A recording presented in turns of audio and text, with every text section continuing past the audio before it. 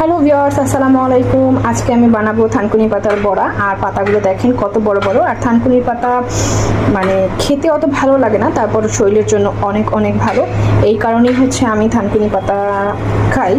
আর মূলত কিন্তু থানকুনি পাতার ঘ্রাণ আমার একদমই ভালো লাগে না। এটা অনেকে, আমার বাবাকে দেখতাম একদম কুচিয়ে পেঁয়াজ দিয়ে হাতে ডলে কাঁচা ভর্তা খায়, সেটাও নাকি অনেক ভালো লাগে তার কাছে বা সবার কাছে। কিন্তু আমার কাছে যেহেতু ও ফ্লেভারটা ভালো লাগে না থানকুনি পাতার, সেই কারণে আমি আসলে ওইভাবে খেতে পারি না। তো আজকে আমি বড়া বানাবো। বড়া বানানোর জন্য এখানে বেশ কিছু থানকুনি পাতা একটু কেটে নিয়েছি মিডিয়াম সাইজ করে, বেশ কিছু পেঁয়াজ কুচি, কাঁচামরিচ কুচি, ধনিয়া গুঁড়ো, হলুদ গুঁড়ো, সামান্য একটু লাল মরিচ গুঁড়ো ব্যবহার করেছি, আর দিয়েছি সামান্য একটু রসুন বাটা। এবার আমি এটাকে খুব ভালোভাবে মেখে নিব।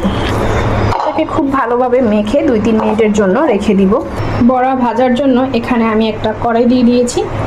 আর আজকে থেকে ননস্টিকের কড়াই কেনা বন্ধ, হাঁড়ি পাতিল কেনা বন্ধ। আর ননস্টিকের হাঁড়ি পাতিল কিনবো না। আমার হাজব্যান্ড ফোন করে বলছে ননস্টিকের হাঁড়ি পাতিলে আর খাওয়া যাবে না।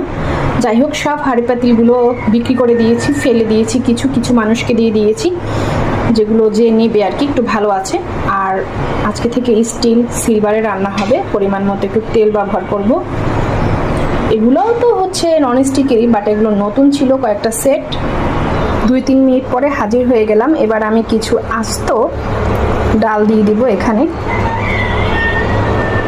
আস্ত ডাল দিলে আস্ত ডালটা একটু মুখে বাজে, একটু মুচমুচ করে, খেতে আমার কাছে ভালো লাগে। আপনারা চাইলে এটা অবশ্যই স্কিপ করতে পারেন, এটা যার যার ব্যাপার। এবার আমি এখানে বেশ কিছু বাটা ডাল ব্যবহার করছি। চাইলে ব্লেন্ড করে নেওয়া যেতে পারে, চাইলে পাটায় বেটে নেওয়া যেতে পারে, এটা হচ্ছে সবার সুবিধা মতো। এখানে কিন্তু একটু বেসনও ব্যবহার করা যায় বা চালের গুঁড়ো।